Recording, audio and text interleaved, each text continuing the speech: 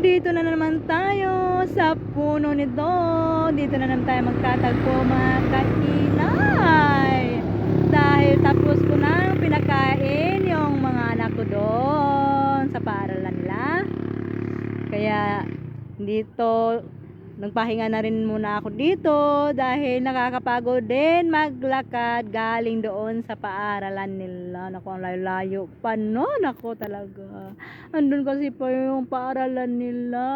Saan na ba yun? Malayo pa. Ako, malayo pa yung lalakarin ko. Naku, buti na lang. Buti na lang at merong puno dito. Kaya nakasilong ako dito. At mahangin-hangin pa ha, mga kainay. Kaya hindi ako masyadong napapagod na ngayon kasi napawi na ng hangin. Kaya maraming salamat sa naglikha talaga dito. Naglikha sa hangin, sa lupa, sa langit. Basta lahat. Thank you Lord sa inyong mga nilikha.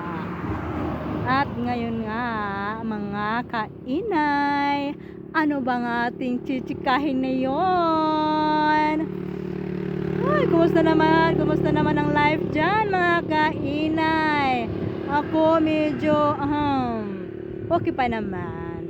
Okay pa sa ngayon. Sana okay pa rin bukas.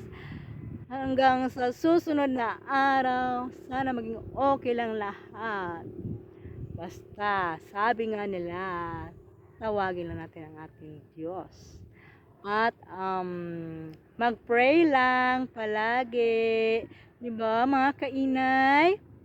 Mag-pray lang palagi tayo kay Lord. Kasi siya lang talaga ang may alam ng lahat. Ang may alam ng ating mga problema, na siya rin lang ang solusyon sa ating mga problema, mga kainay. Kaya wag nyong kakalimutan na kahit marami tayong pagsubok na dumarating sa buhay natin, naku, andyan siya palagi. Kaya pray lang, pray always, at laging magpapasalamat sa Kanya sa lahat ng mga biyayang ibinibigay niya sa atin. Kaya fight lang, mga kainay, sa lahat ng mga dumarating na mga pagsubok sa ating buhay, mga kainay. Kaya mga kainay, kung kayo ay may mga problema dyan, ako, may solusyon na dyan, ha? Alam nyo na yun, ha, mga kainay? Kaya dito na lang muna tayo, mga kainay. Bye-bye. Dahil uuwi na rin naman ako.